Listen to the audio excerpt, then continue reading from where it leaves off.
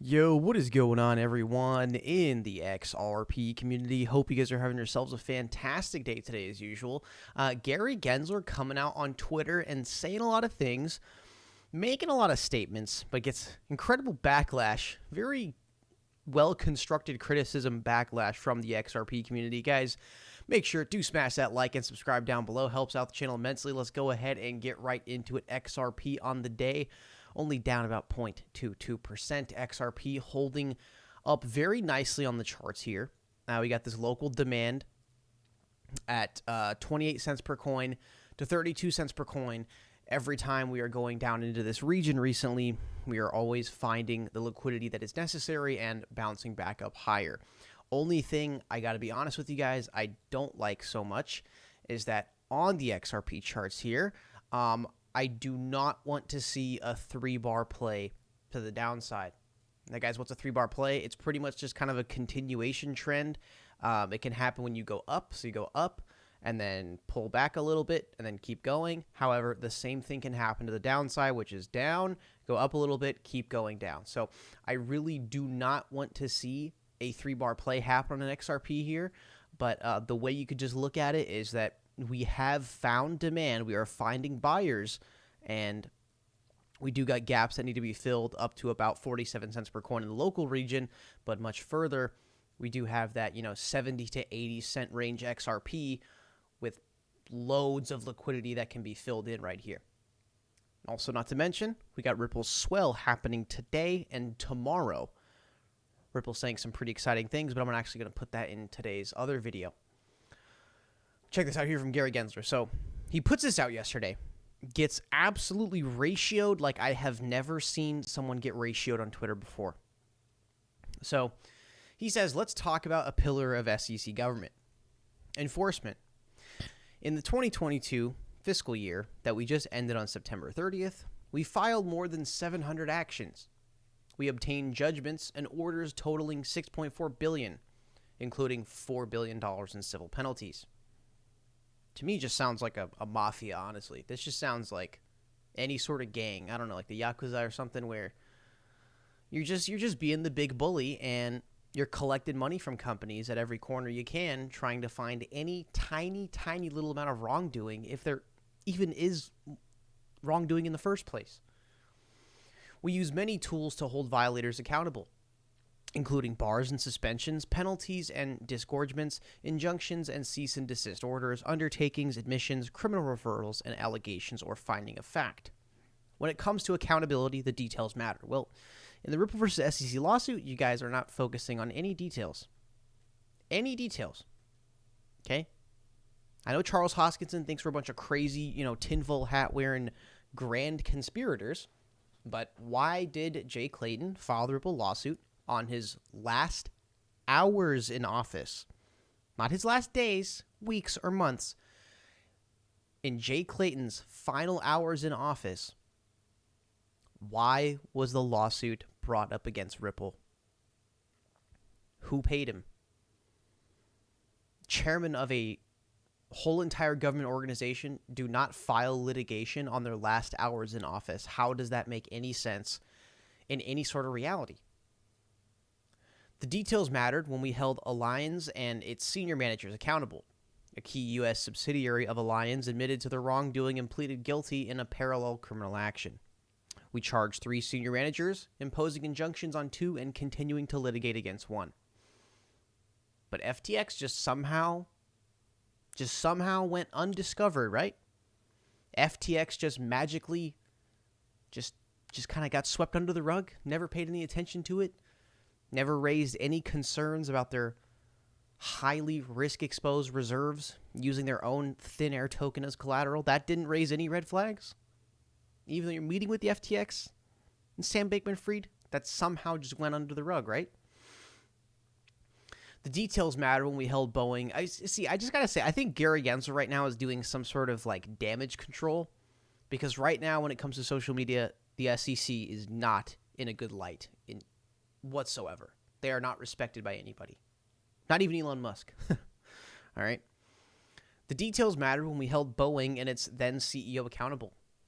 Both misled investors about the safety of Boeing's airplanes, even as two crashed, killing 346 people. Nice, Gary Gensler. Yeah, you use the deaths of hundreds of people to further your agenda. Very, very nice. Very nice. Typical politician, right? Never acting, but just reacting. We charge the company and then the CEO for making false statements about their airplane safety. Make no mistake.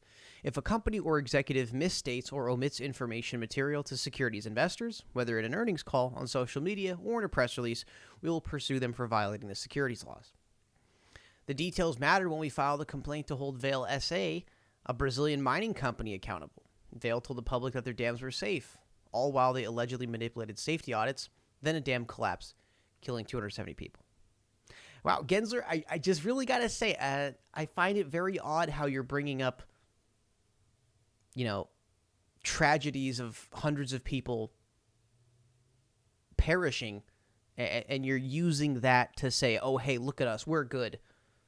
These companies killed so many people, but, we are so good. We went after them. Very weird. Very weird. We charge them for allegedly making misleading disclosures and engaging in other deceptive misconduct. Our litigation is ongoing. Alliance, Boeing, and Vale are a few examples of how we hold violators accountable. Yeah, he's just coming out and he's doing the damage control. Okay, look what Jeremy Hogan says here. Would you spend a small percentage of that money to have someone explain how a digital asset issuer can file a Form S1 or 10Q or almost any SEC form when the tokens are trading on secondary markets? Because it's impossible to do. Thank you. And Gare Bear just got ratioed. If you guys don't know what a Twitter ratio is, that's basically you come out with a main tweet, 337 likes. Someone responds and gets 10 times the likes, 10 times the engagement that you are. That's basically you losing the argument. John Deaton says, here is a brief thread. Release all of your notes, emails, and communications between you or any SEC staff member and Sam Bankman-Fried FTX, an FTX official, or anyone associated with them. Restore confidence and end all speculation, and release everything, including all of your calendar. John Dean absolutely just smacking Gary Gensler in the face publicly. Kevin Cage saying, Gary, John has almost 400 retweets, more than your post. Can you respond? It seems like people would like answers. It's very, very funny how literally nobody asked. Bro, nobody asked. All that Gary Gensler knows, there's SEC is on the hot seat, man. They're under fire. The whole crypto world is staring at them straight into the eyes and calling them corrupt. I mean, aside from Charles Hoskinson quite literally defending the SEC in a way, which is weird. I don't know why Charles Hoskinson, the founder of Cardano, I don't know why he's putting his reputation on the line to defend like Ethereum in the SEC, calling it a grand conspiracy that there was bribery. Oh yeah, Charles, yeah, bribery is such a conspiracy. Bribery just rarely happens on a daily basis, right? So, nobody asked for this, and he just comes out and starts talking about, oh, this is what we did. We filed more than 700 actions, and, we obtained orders of $6.4 billion. We're doing a great job. We held all these people accountable. Because you know what's funny? Everyone right now is pointing fingers at the SEC going, why the hell didn't you stop FTX? Why the hell did you not save investors tens of billions of dollars? I understand FTX is an offshore exchange based in, I don't know what island of regulatory loopholes, but the majority of FTX's clients were United States on a VPN. Okay? So it's funny how, just a few days ago, or several days ago, FTX goes under, basically takes away $14 billion of clients' funds. Everyone's pointing fingers at the SEC and Gary Gensler going, how did you not stop this? You met with them on numerous occasions. How did you not stop this? How could you not see this coming?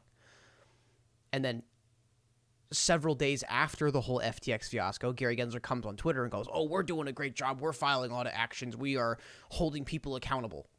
Really? Gary? Really? So everyone's pointing fingers at why the hell didn't you get control of FTX?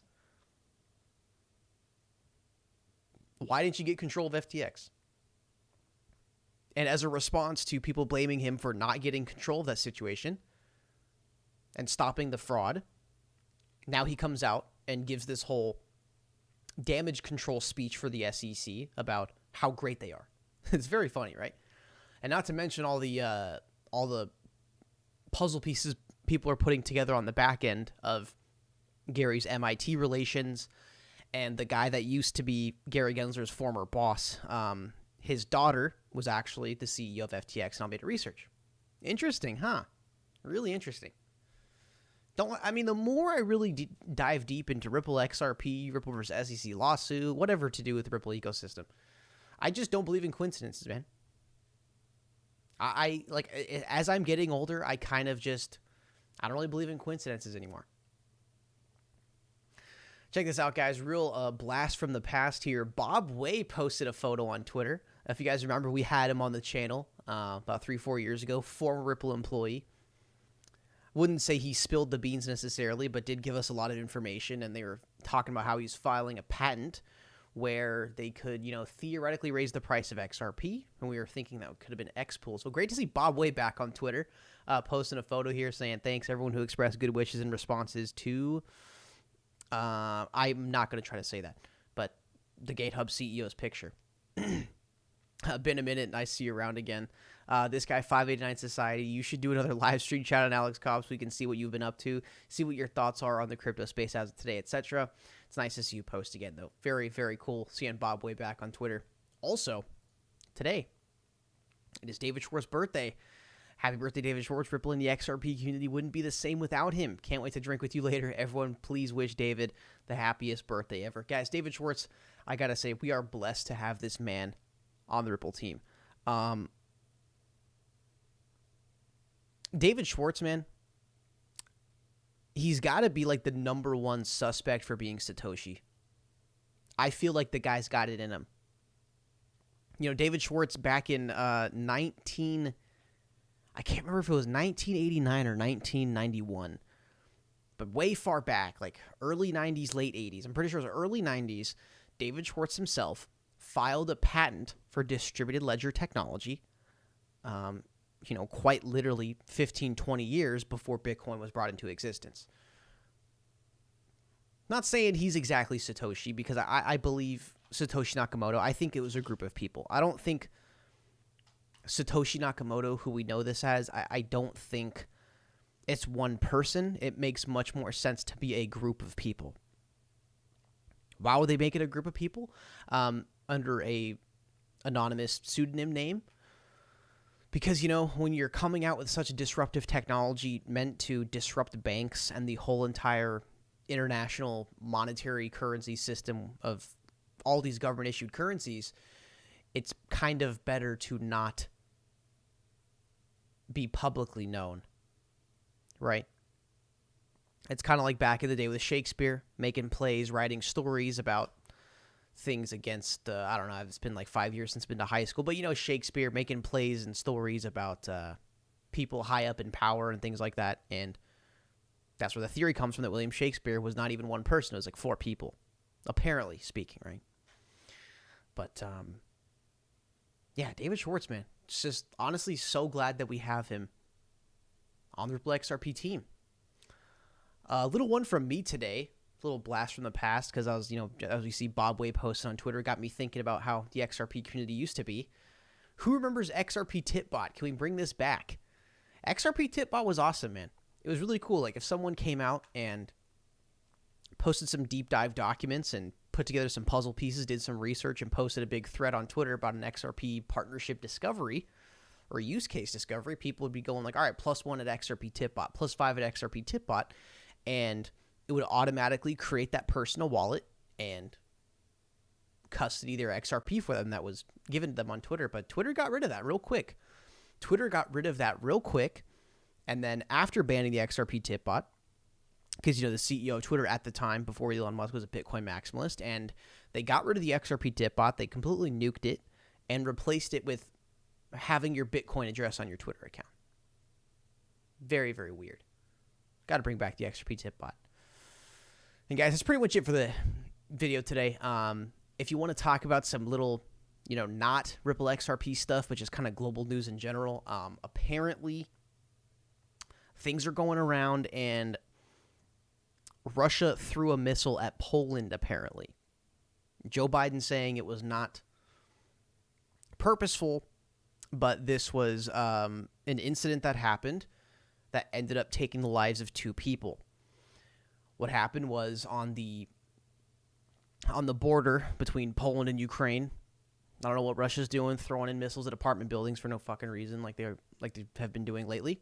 And what I'm hearing is shrapnel has apparently hit apartment buildings on the border of Poland. Again, this just came out like 6-7 hours ago. Details aren't confirmed, but it's like Biden says unlikely that the missile hit Poland fired from Russia. So they're kind of even wondering this even come from Russia in the first place. Early indications suggest Poland blast involved in Ukraine air. Russia-Ukraine war live. NATO meets after Poland explosion. Yeah, so something happened. Again, I'm not a World War III commentator, but it was a direct missile or some shrapnel or a misfire or something happened, ended up claiming the lives of 2 people in Poland alongside the Ukrainian border. So really don't know what's going on there, but I do hope that World War III does not break out. Even though that's what seems like what's happening. It seems like, to me, there is 2 gigantic dictatorships that want control of land that they are considering that they already own, if that makes sense. Russia for a while now, been wanting Ukraine. I can't remember what's like the specific area of Ukraine. It's like this one area, and it's weird. They've got like 50% of the people in that area saying no, I'm Ukrainian. The other 50% saying no, I'm Russian. I forget the name of that area, what it is. Help me out in the comments below with that. But yeah, why can't I think of that? It's really weird. But yeah, so Russia, they just straight up want a piece of Ukraine. And then the other problem I'm seeing, there's 3 main things right now, I think, where a World War III type scenario could happen. Not saying it's going to happen or it has to happen, but I'm just saying an incident could break out. One, you got Russia, Ukraine, obviously, right? Then the other problem is you got China with Taiwan and Hong Kong. Who remembers? This is a very weird one. Who remembers when the Hong Kong protests were going out like crazy? Every single Hong Kong citizen was out there protesting in the streets, taking down those facial recognition cameras, and all of a sudden, the Bovity breaks out and forces everyone to stay indoors. That's very, very weird timing, isn't it? You got this whole country that they're trying to take over. Citizens are revolting like no tomorrow. And all of a sudden, this thing comes out indicating you must stay inside and not leave your house. Very weird, right? So I think right now, with the whole world going on, considering the next 1 to 2 years out, Russia wants Ukraine, China wants Hong Kong, Taiwan, and North Korea is weird because they Kim Jong-un himself set off a record. He set a record for like the most missiles fired off in like a year. He was sending missiles out into South Korean, not land, but like the jurisdiction in the ocean, right? And they were also sending missiles towards the Sea of Japan, in Japan's territory. So it's very fucking weird right now. You got Russia wanting Ukraine, China wants Taiwan, Hong Kong, and North Korea, I think they want South Korea, but there's no way in hell they're going to get that, dude. There's no way in hell they're going to get that. That is, I just do not think they got the military power to do it. But in North Korea, they consider, in their own little, communist regime, they do consider the entire peninsula as their ownership. Very weird, right? But anyways, guys, really hope World War III, big wars don't break out. I just want world peace. But unfortunately, where there is man, there will be war. But anyways, that's really it for the video today, guys. Really appreciate you guys tuning in. Make sure you smash the like, subscribe, and I will see you guys in the next one.